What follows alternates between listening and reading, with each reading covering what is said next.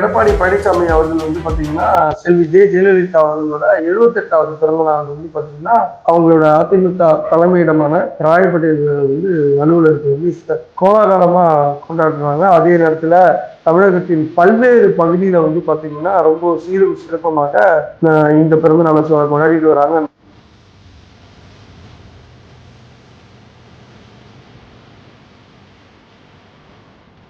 தாங்கள் வெற்றி பெற்று வந்தவுடனே ஒரு கருணை தொகையாக 10,000 ரூபாய் வந்து பொதுமக்களுக்கு வழங்கப்படும் அப்படின்னு வந்து சொல்றாரு. அண்ணா திராவிட முன்னேற்ற கழக ஆட்சி அமைந்தவுடன் ஒவ்வொரு குடும்பத்திற்கும் கருணை தொகையாக 10,000 ரூபாய் வழங்கப்படும். கிராஜுவேட்ஸ் படிச்சுட்டு எம்ப்ளாய்மெண்ட்ல வந்து ரெஜிஸ்டர் பண்ணிட்டு வெயிட் பண்ற ஒவ்வொருத்தருக்கும் வந்து பாத்தீங்கன்னா மாதம் 2,000 ரூபாயும், இதே போல +2 முடிச்ச பசங்களுக்கு வந்து ரூபாய் 1,000 ரூபாயும் வந்து உதவித்தொகையா வழங்கப்படும் அப்படின்னு சொல்லியிருக்காரு. வேலை வாய்ப்பு அலுவலகங்களில் நம்முடைய இளைஞர்கள் பதிவு செய்து வேலைக்காக காத்திருக்கும் பட்டதாரிகளுக்கு மாதந்தோறும் 2,000 ரூபாயும் +2 வரை படித்து வேலைவாய்ப்பு அலுவலகத்தில் பதிவு செய்துள்ளோருக்கு மாதந்தோறும் 1,000 ரூபாய் உதவித்தொகை வழங்கப்படும். பொங்கலுக்கு வந்து சில பொருட்கள் தொகுப்புடன் கொடுப்பாங்க ஒவ்வொரு வருஷமும் பொங்கலுக்கு. அப்போ அது கூட இனி வரும் காலங்கள்ல, அதாவது அதிமுக ஆட்சி அமைஞ்சதுன்னா 1,000 ரூபாயும் சேர்த்து கொடுக்கப்படும் அப்படின்னு சொல்லியிருக்காரு.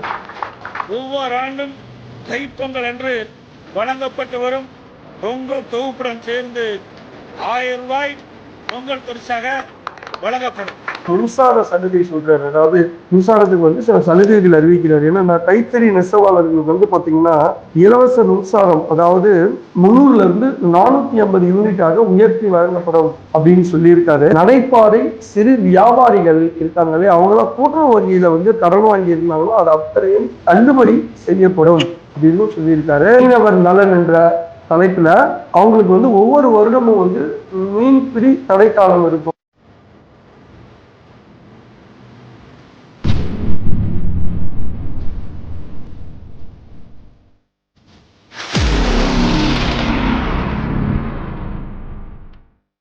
வணக்கம் HKS வாய்ஸ் நேயர்களே. 2026 சட்டமன்ற தேர்தல் களம் இப்போதே சூடுபிடிக்க தொடங்கிவிட்டது. குறிப்பாக அதிமுக பொதுச் செயலாளர் மற்றும் எதிர்க்கட்சி தலைவர் எடப்பாடி பழனிசாமி அவர்கள் அடுத்தடுத்த அதிரடி தேர்தல் வாக்குறுதிகளை வாரி வழங்கி வருகிறார். ஏற்கனவே 2 கட்டமான வாக்குறுதிகள் வெளியான நிலையில் தற்போது 3ஆம் கட்ட அதிரடி அறிவிப்புகள் வெளியாகியுள்ளன.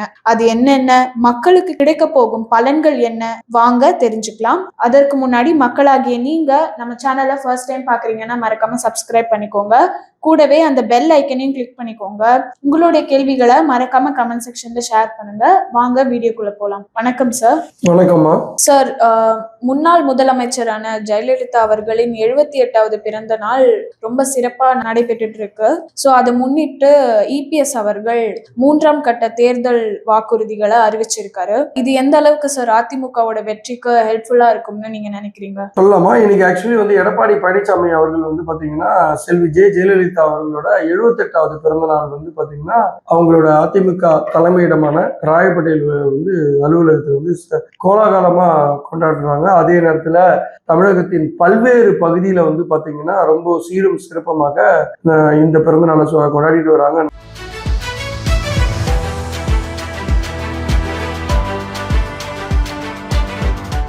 நிறைய இடத்துல வந்து பாத்தீங்கன்னா நலத்திட்ட உதவிகளையும் வழங்கிட்டு செலிப்ரேட் பண்றாங்க.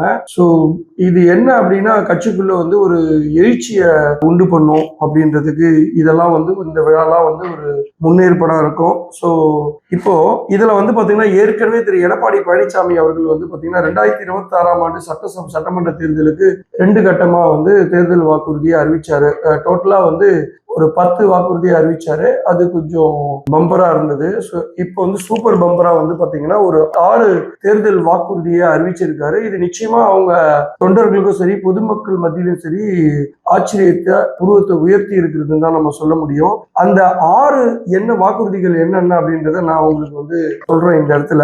குறிப்பா வந்து பாத்தீங்கன்னா திமுக ஆட்சியில வந்து பாத்தீங்கன்னா சொத்து வரி உயர்வு, மின்சார கட்டண உயர்வு, அதே போல கேஸ் விலை உயர்வு, பால் விலை உயர்வு, இந்த மாதிரி வந்து ஏகப்பட்ட விலைவாசி உயர்வுகளை வந்து இது பண்றதுனால மக்களுக்கு அது கடுமையான நிதி நெருக்கடியில இருக்கிறதாகவும், அதனால வந்து பாத்தீங்கன்னா தாங்கள் வெற்றி பெற்று வந்தவுடனே ஒரு கருணை தொகையாக 10,000 ரூபாய் வந்து பொதுமக்களுக்கு வழங்கப்படும் அப்படின்னு வந்து சொல்றாரு. அனைத்து இந்திய அண்ணா திராவிட முன்னேற்ற கழக ஆட்சி அமைந்தவுடன் ஒவ்வொரு குடும்பத்திற்கும் கருணை தொகையாக 10,000 ரூபாய் வழங்கப்படும். இது வந்து எப்படின்னா ரொம்ப கஷ்டத்துல இருக்கிற மக்களுக்கு வந்து ரொம்ப யூஸ்ஃபுல்லா இருக்கும் அப்படின்னு சொல்றாரு. இது நிச்சயமா கிராமத்துல எல்லாம் வந்து பாத்தீங்கன்னா இது பெரிய ஒரு வரவேற்பா இருக்கும் அப்படின்னு தான் தோணுது. ஏன் அப்படின்னா இந்த 10,000 ரூபான்றது வந்து நம்ம மக்களுக்கு வந்து பாத்தீங்கன்னா ரொம்ப உபயோகரமானதாக இருக்கும் அப்படின்னு வந்து எதிர்பார்க்கிறேன். ஸோ இதுல ரொம்ப வருத்தத்துக்குரிய விஷயம் என்னன்னா, இப்படி வந்து இரண்டு கட்சிகளும் மாறி மாறி வந்து வாக்குறுதிகள் அள்ளி வீசும்போது ஆல்ரெடி தமிழக அரசோட கடன் வந்து எவ்வளவு இருக்குன்னு வந்து பாத்தீங்கன்னா 10 லட்சம் கோடி அதிகமாக இருக்கு. ஸோ இதுல குறிப்பா வந்து திமுக அரசாங்கம் மட்டும் கடந்த 5 வருடத்துல வந்து 5+ லட்சம் கோடி வந்து கடன் வாங்கியிருக்காங்க உலக வங்கியில. ஸோ இது போக போக நம்மளோட தலையில தான் வந்து விழும் அப்படின்றது வந்து நம்ம முக்கியமா வந்து தெரிஞ்சுக்கணும். ஆனா எடப்பாடி அவர்கள் என்ன சொல்றாருன்னா, நான் வந்து அட்மினிஸ்ட்ரேஷன் நல்லா பண்ணுவேன், ஸோ அதனால இந்த கடன் எல்லாம் வந்து மீட்டு தமிழக மக்களுக்கு நிறைய நல்லது செய்ய போறேன் அப்படின்னு சொல்லி தேர்தல் வாக்குறுதியை தொடர்ந்து கொடுத்துக்கிட்டே இருக்காரு.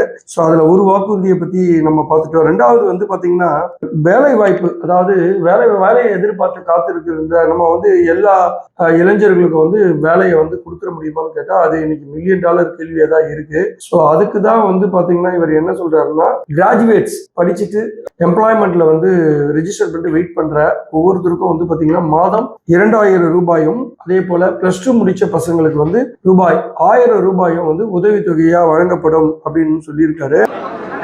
வேலை வாய்ப்பு அலுவலகங்களில்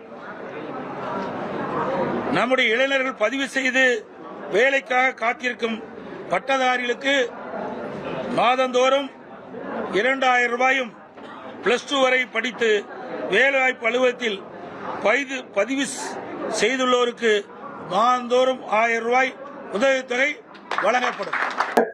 இது மூணாவது வந்து என்ன சொல்லியிருக்காரு அப்படின்னு வந்து பாத்தீங்கன்னா, பொங்கலுக்கு வந்து சில பொருட்கள் தொகுப்புடன் கொடுப்பாங்க ஒவ்வொரு வருஷமும் பொங்கலுக்கு. அப்போ அது கூட இனி வரும் காலங்கள்ல, அதாவது அதிமுக ஆட்சி அமைஞ்சதுன்னா 1,000 ரூபாயும் சேர்த்து கொடுக்கப்படும் அப்படின்னும் சொல்லியிருக்காரு. ஒவ்வொரு ஆண்டும் தைப்பொங்கல் அன்று வழங்கப்பட்டு வரும் பொங்கல் தொகுப்புடன் சேர்ந்து 1,000 ரூபாய் பொங்கல் பரிசாக வழங்கப்படும். இது வாக்குறுதி 3ஆக பார்க்கப்படுகிறது. 4வது வாக்குறுதியாக வந்து பாத்தீங்கன்னா மின்சார சலுகை சொல்றாரு. அதாவது மின்சாரத்துக்கு வந்து சில சலுகைகள் அறிவிக்கிறார். ஏன்னா கைத்தறி நெசவாளர்களுக்கு வந்து பாத்தீங்கன்னா இலவச மின்சாரம், அதாவது 300ல இருந்து 450 யூனிட்டாக உயர்த்தி வழங்கப்படும் அப்படின்னு சொல்லியிருக்காரு. கைத்தறி நெசவாளர்களுக்கு தற்போது வழங்கப்பட்டு வரும் விலையில்லா மின்சாரம் 300 யூனிட்டிலிருந்து 450 யூனிட்டாக உயர்த்தப்படும். அதே போல விசைத்தறி நெசவாளர்கள் ஏற்கனவே வந்து பாத்தீங்கன்னா 1000 யூனிட் இருந்தது, அத 1400 யூனிட்டாக வந்து உயர்த்தி வழங்கப்படும் அப்படின்னு சொல்லியிருக்காரு. விசைத்தறி நெசவாளருக்கு தற்போது வழங்கப்பட்டு வரும் 1000 யூனிட்டிலிருந்து 1400 யூனிட்டாக விலையில்லாமல் அவர்களுக்கு உயர்த்தி வழங்கப்படும். ஸோ 4 முடிஞ்சிச்சு. 5வதாக வந்து பாத்தீங்கன்னா நடைபாதை சிறு வியாபாரிகள் இருக்காங்களே, அவங்களாம் கூட்டுறவு வங்கியில வந்து கடன் வாங்கி இருந்தாங்கன்னா அது அத்தனையும் தள்ளுபடி செய்யப்படும் அப்படின்னு சொல்லியிருக்காரு. நகர பகுதியில் நடைபாதை ஓரமாக கடை வைத்திருக்கும் சிறு வியாபாரிகள் கூட்டுறவு வங்கியில் வாங்கிய கடன் முழுவதும் தள்ளுபடி செய்யப்படும். 6வதாக மீனவர் நலன் என்ற தலைப்புல அவங்களுக்கு வந்து ஒவ்வொரு வருடமும் வந்து மீன்பிடி தடைக்காலம் இருக்கும். அதாவது மீன்களை வளர்ப்பதற்காக குஞ்சு பொரித்து அந்த கால சூழ்நிலைகள், அதாவது உதாரணமாக ஏப்ரல் மாதத்திலிருந்து மே மாதம் 45 நாட்கள் வந்து தடைக்காலம் வந்து ஒவ்வொரு ஆண்டும் இருக்கும். அந்த காலங்கள்ல வந்து அவங்க வந்து பிழைப்புக்காக இல்லாம சும்மா இருக்கும் இந்த காலகட்டத்தில் வந்து அவங்களுடைய வாழ்வாதாரத்துக்காக, அதாவது வேலை இல்லாமல் அவங்களை மீன் பிடிக்க போக அனுப்பாம இருந்து வீட்டுல இருந்தாங்கன்னா என்ன பண்ணுவாங்க, குடும்பங்களுக்காகவும். ஸோ 8,000 ரூபாய் கொடுத்துட்டு இருந்த இடத்துல 12,000 ரூபாயை உயர்த்தி வழங்கப்படும். மீன்பிடி தடைக்காலங்களில் மீனவர்களுக்கு தற்போது வழங்கப்பட்டு வரும் நிவாரண தொகை 8,000 ரூபாய். இந்த 8,000 ரூபாயிலிருந்து அதிமுக ஆட்சி மலர்ந்தவுடன் 12,000 ரூபாயாக உயர்த்தி வழங்கப்படும். அப்படின்னு சொல்லி இன்னைக்கு அவங்களோட தலைவி, அதாவது தலைவியோட பிறந்தநாள் அன்னைக்கு இன்னைக்கு ஒரு 6 வாக்குறுதிகளை வந்து அள்ளி தெளிச்சிருக்காரு. இது தமிழக மக்கள் மத்தியில் இது ஒரு பெரும் வரவேற்பாக பார்க்கப்படும் என்பதில் எந்தவித ஐயமும் இல்லை. சார், அவர் அறிவிச்சபடி இந்த 10,000ன்றது ரொம்ப பெரிய ஹியூஜ் மணி இல்ல சார். இது எந்த மாதிரியான தாக்கத்தை மக்களுக்கு இடையில ஏற்படுத்தும்னு நீங்க நினைக்கிறீங்க சார்? எஸ், இது வந்து ஒரு லம்சமா நமக்கு வந்து ஒரு 10,000 ரூபாய் ஒவ்வொரு ரேஷன் கார்டுக்கும் கொடுக்கப்படும் சொல்லி திரு எடப்பாடி அவர்கள் வந்து டிக்ளேர் பண்ண விஷயம் வந்து பாத்தீங்கன்னா ரொம்ப பெரிய விஷயமா இன்னைக்கு பார்க்கப்படும் நான் நினைக்கிறேன். ஒவ்வொரு ரேஷன் கார்டுக்கும் 10,000 ரூபாய் வழங்கப்படும் அப்படின்றது வந்து ஒரு நல்ல ஒரு திட்டமாக தான் நினைக்கிறோம். என்னன்னா இந்த அரசியல்வாதிகள் மத்தியில வந்து பாத்தீங்கன்னா நிறைய வந்து தவறான முறையில வந்து நிறைய பணத்தை ஈட்டுறாங்க. அட்லீஸ்ட் மக்கள் இந்த 10,000 ரூபாய் அவங்களுக்கு கிடைக்குதுன்னா நிச்சயமா இது ஒரு வரவேற்பு கூடிய ஒரு விஷயமா இருக்கும். மக்கள் பதிலும் மிகுந்த வரவேற்பை ஏற்படுத்தும் நினைக்கிறேன். ஏன்னா அவர் இப்பதான் டிக்ளேர் பண்ணியிருக்காரு. ஸோ இதோட தாக்கம் வந்து மிக பெருசா இருக்கும்னு நான் நினைக்கிறேன். ஏற்கனவே வந்து குலவிளக்கு திட்டம் அப்படின்ற திட்டத்தை வந்து பாத்தீங்கன்னா ஒவ்வொரு பெண்மணிகளுக்கும் வந்து பாத்தீங்கன்னா 2,000 ரூபாய் வழங்கப்படும் என்றதும் மிகப்பெரிய தாக்கத்தை வந்து தமிழ்நாட்டில் உள்ள பெண்கள் மத்தியில ஏற்படுத்திச்சு. ஏன்னா இதுக்கு முன்னாடி வந்து பாத்தீங்கன்னா இப்ப ஆண்டு கொண்டிருக்கிற திமுக அரசாங்கம் உரிமை தொகையாக மாதம் 1,000 ரூபாய் வந்துட்டு கொடுத்துட்டு இருக்காங்க. அது அதிமுக அரசாங்கம் வந்த பிறகு 2,000 ரூபாயாக உயர்த்தி வழங்கப்படும் அப்படின்னு சொன்னாரு. ஸோ இது வந்து தமிழ்நாடு ஃபுல்லா இருக்கிற மத்தியில வந்து பெண்களுக்கு, குறிப்பாக பெண்களுக்கு வந்து மிகப்பெரிய ஒரு ஈர்ப்பு ஏற்பட்டு இருந்தது. இப்போ வந்து இந்த 10,000 ரூபான்றது மிகப்பெரிய ஒரு கவர்ந்து இழுக்கக்கூடிய ஒரு திட்டமாக இருக்கும் என்பது என்னோட தனிப்பட்ட கருத்து. ஒவ்வொரு குடும்பத்திற்கும் 10,000 ரூபாய், பெண்களுக்கு மாதம் 2,000 ரூபாய் என அதிமுகவின் இந்த வாக்குறுதிகள் மக்கள் மத்தியில் பெரும் எதிர்பார்ப்பை ஏற்படுத்தியுள்ளது. இந்த அறிவிப்புகள் பற்றி நீங்க என்ன நினைக்கிறீங்க? இது தேர்தல் மாற்றத்தை ஏற்படுத்துமா? கீழே இருக்க கமெண்ட் பாக்ஸ்ல மறக்காம சொல்லுங்க. இந்த வீடியோ பிடிச்சிருந்தா மறக்காம லைக் பண்ணிடுங்க. உங்களுடைய நண்பர்களுக்கு இந்த வீடியோவை ஷேர் பண்ணுங்க. மறக்காம சேனலை சப்ஸ்கிரைப் பண்ணுங்க. நன்றி சார். நன்றி.